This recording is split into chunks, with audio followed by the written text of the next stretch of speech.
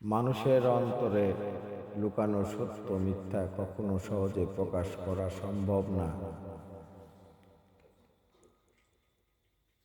মানুষের মতামত পরিবর্তন করা যায়, ঘষা আয়নাতে মুখ দেখা সহজে যায় না। কলমের লেখা ওভাররাইট করা যায়, পেন্সিলের লেখা রাবার দিয়ে ঘষে পরিবর্তন করা যায়।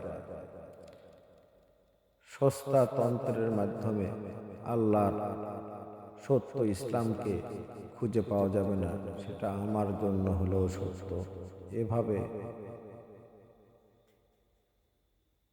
আমরা জান্নাতে যেতে পারবো না, সেটা আমার জন্য হলেও সত্য। আল্লাহর দ্বীন এত সহজ নয়।